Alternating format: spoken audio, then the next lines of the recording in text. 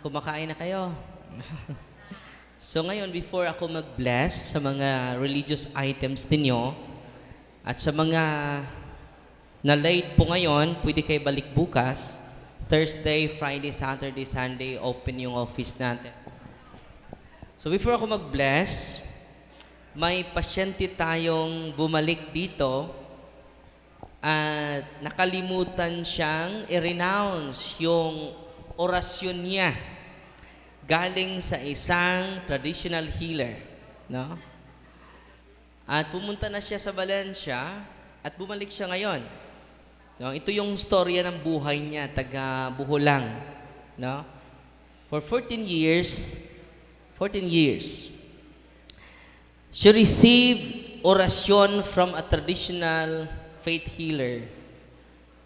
For the past 5 years, ito na. Hindi po yan, hindi po yan libre. May bayad po yan. Ito na po yung bayad. For 5 years, no? She has suffered from severe dizziness. Hindi lang parang vertigo, no? Shoulder pain and anxiety. So, yan ang heaviness. Yung buong katawan niya ay mabigat, especially sa shoulder niya, no? The symptoms would temporarily subside, but would return again. Medications prescribed by doctors provided no lasting relief. At yung yung grandfather and father niya are occult practitioners. Nakatanggap din siya ng orasyon. Lolo at papa niya ay mga occult practitioners. And their practices continue up to the present. In the past, he converted to another religion. So, lumipat siya sa ibang sekta. Ngayon, bumalik na. Ito yung kanyang na-experience, mga kapatid. Madali siyang magalit. At hindi ordinaryong galit. Intense anger. No? Di ba, may natural na galit tayo. Normal lang yon. Pero kung sasakyan ka ng mga espiritu, i-amplify niya yung galit mo. No? She experiences intense anger. Sometimes, reaching the point of cursing. I-curse na niya yung mga anak niya using foul language. Yan ang kanyang naranasan. Grabe yung galit niya. Hindi niya mapigilan yung galit niya. Just imagine, i-curse yung sariling anak. No? Ano pang nangyari sa kanya? Background muna tayo sa kanya. Hindi ko lang ipakilala sa inyo dahil we protect her reputation. Sa iba, ipakita yung video. May video tayo sa kanya. No? Pero patuloy nating babasahin itong narratives niya na pinapasa sa atin. She claims to see visions. May vision din siya. Ang daming vision niya. No? Has dreams that seem to come true. Yung mga panaginip niya, nakikita niya sa panaginip, naging totoo. No? Dahil may occult involvement yung tatay niya, pati na yung kanyang papa, yung grandfather niya, lolo niya.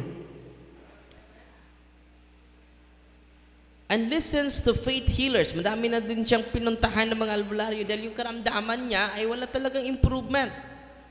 At kalaunan, wala talagang diagnose sa doktor. No? Vertigo. And then, pumunta siya sa Valencia. Nandun pa tayo sa Valencia dati. No?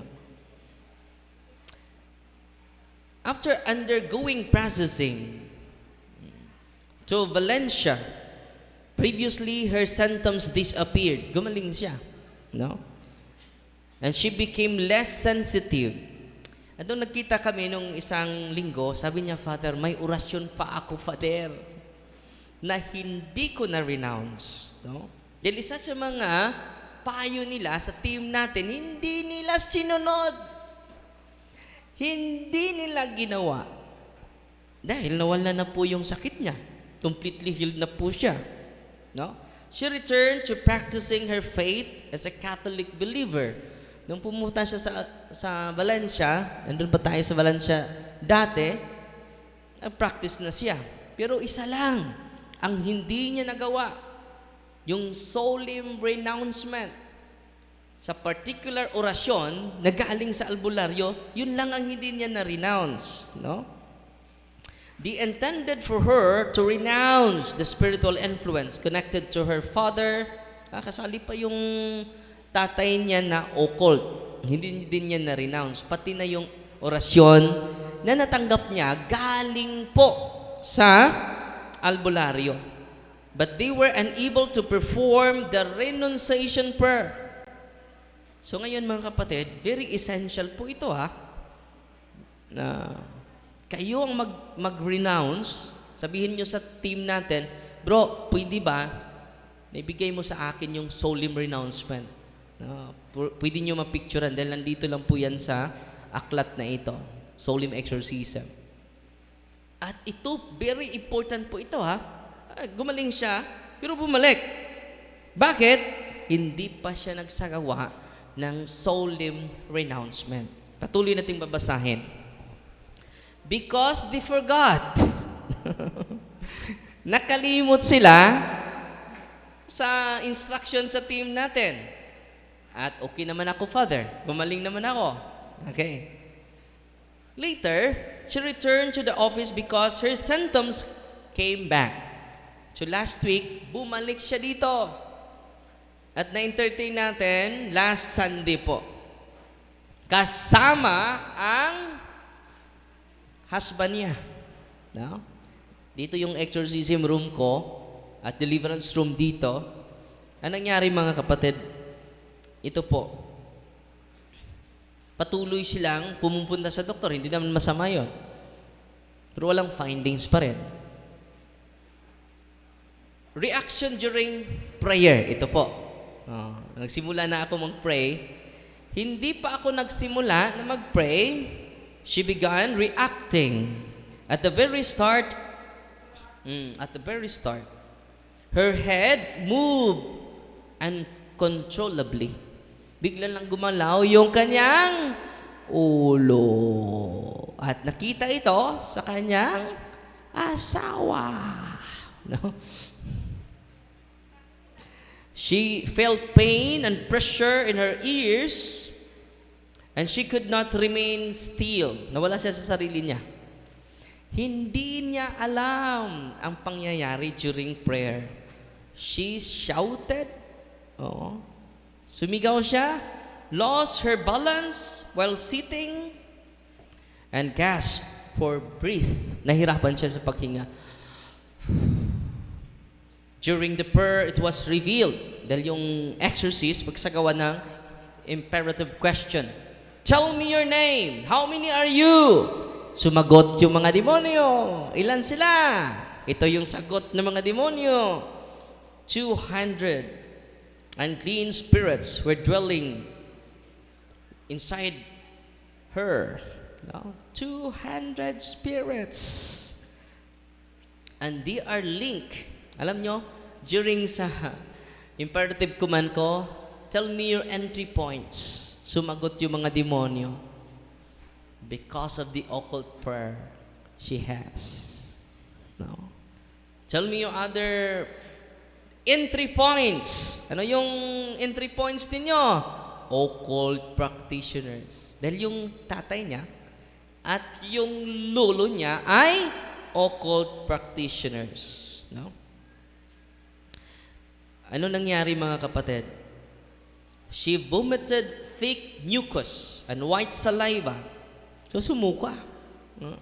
And lost consciousness. And when she regained awareness, she admitted that she had no memory of what had happened. Hindi niya alam yung buong pangyayari. No? Just imagine, nag-uusap pa kami. Nagsimula kami mag-pray. Nawala siya sa sarili niya. At sabi ko, alam mo ba na sumagot ka sa akin kanina?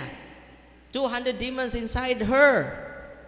Hindi ko alam yan, Father. Tinanong ko yung husband, narinig mo ba kanina? 200 sila. Yes, Father.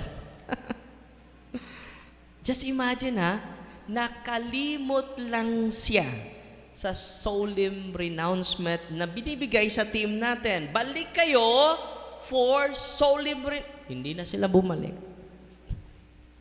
Dahil lagi tayong nagmamadali. Totoo, hindi.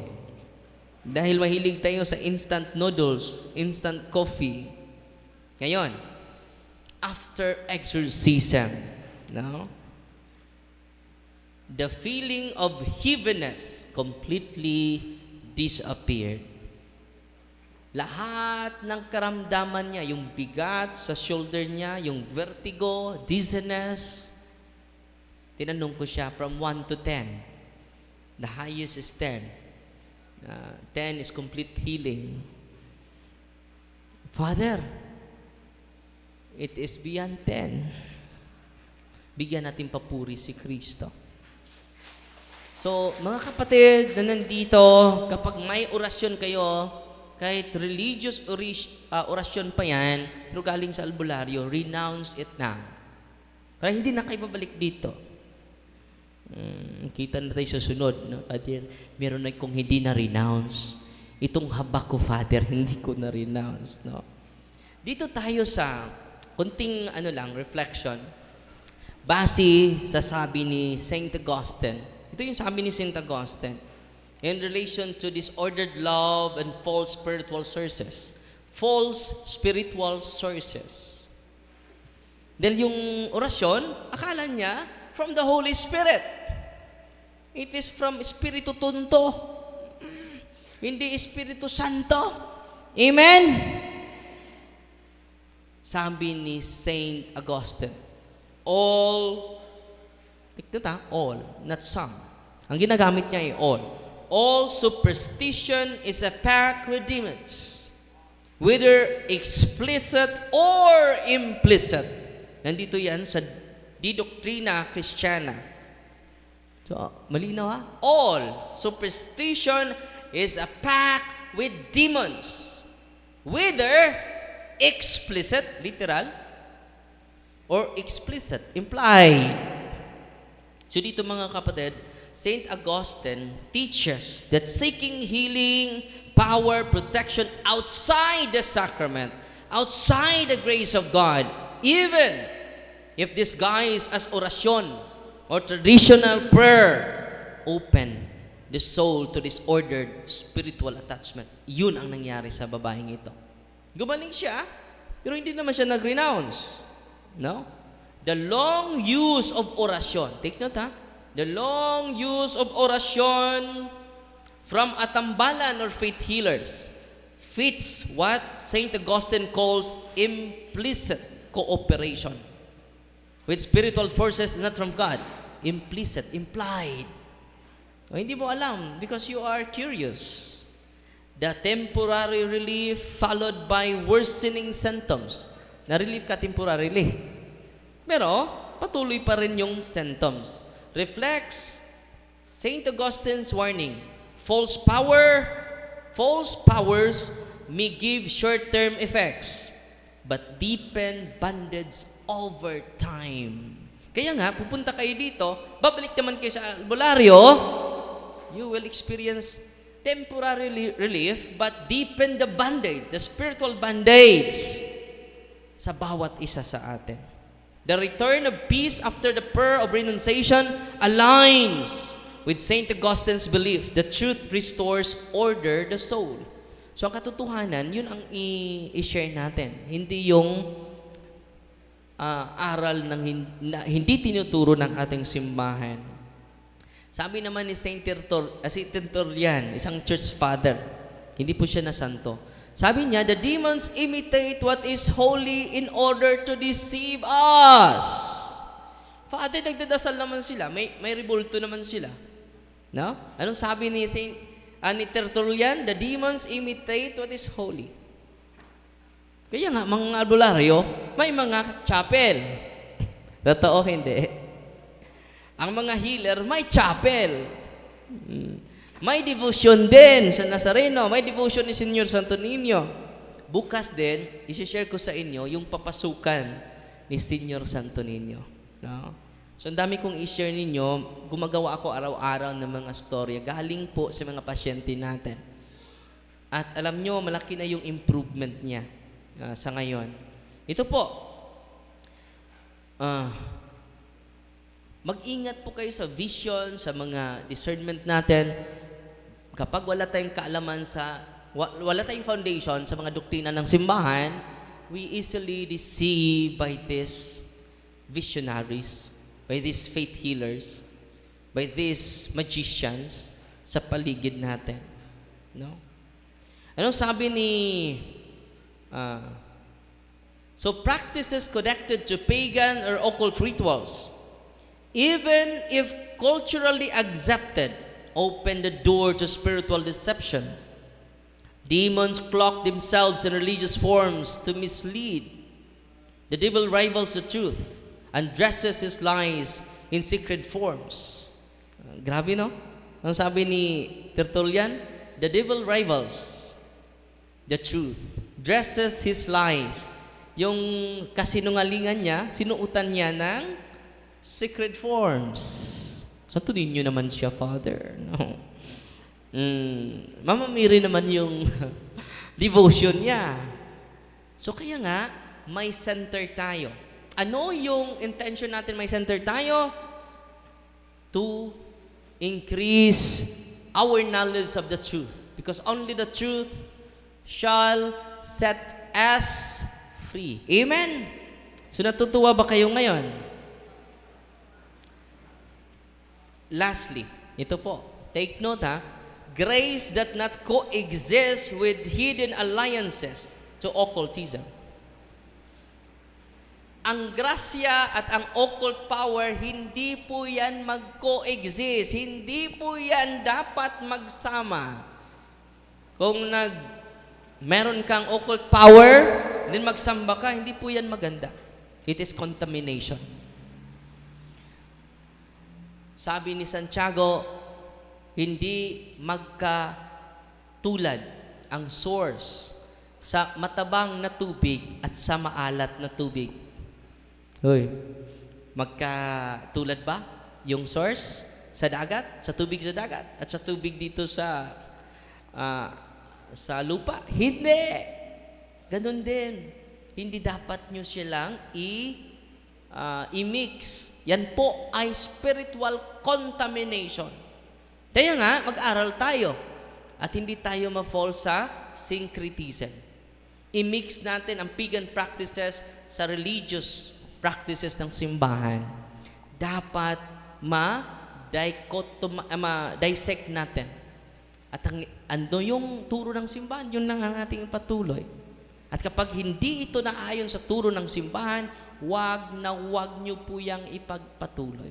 At yan po yung buhay ng isang babae, 46 years old, na pinaprocess natin hanggang sa ngayon. No? At sabi ng husband niya, 200 demons, darling, ang pumasok sa'yo. Conscious na conscious. During exorcism, unconscious na. No? At malaki na po yung improvement niya ngayon. At sinasamahan pa natin dahil ngayon lang siya nag-renounce. Dinibigyan ko siya ng 7 days sa solemn renouncement. Tingnan natin sa pagbalik niya kung mag-react na ba. Kanina may 3 akong ina-exercise. Pero sa sunod na araw na isi-share ko yung storya nila. No? So, yung 2 na in-exercise ko mag-ina, malaki na yung improvement nila. Pero sa sunod na araw, isi-share ko yung kanilang storya. Ang ganda po. Alam nyo, everyday, natututo ako sa different cases na dumating dito sa office natin. Araw-araw po ako natututo. Walang tigil. Amen? Natutuwa ba kayo ngayon? At huwag kayong matakot ha, sa pag-uwi ninyo, use the prayer of the church, pwede nyo i-deliverance yung bahay ninyo, pwede nyo i-deliverance sa mga anak ninyo. At dahan-dahan po mababago tayo. Using the sacramentals and embracing, take note ha, using the sacramentals and embracing the sacraments. May 2 pari po tayong kasama ngayon, tutulong sa ating pangungumpisal, 2 patchem. And then, i-expose din natin ang Blessed Sacraments mamaya, mga between 4:30. And then, mag-anointing of the sick ako sa inyo. And anointing of the senses, mamayang 4:00. Lalabas ako para sa mga may sakit. At kung may sakit kayo, everyday magsamba kayo. Eucharist is greater than Father Darwin. Wala po akong masabi dyan. Si Kristo na po yan. No? Alam nyo, maraming gumagaling. Meron ding hindi gumaling, pero nabago yung isipan nila. They embrace their pain, they embrace their suffering, they embrace their loneliness, they embrace their depression, and offer it to the Lord. Yan po ang tunay na milagro. We offer everything to Him. Kahit hindi pa natin naintindihan, sumusunod pa rin tayo sa Panginoon kahit marami tayong tanong na walang sagot. Amen! God is good! All the time! Bigyan natin papuri ang Diyos. So ngayon,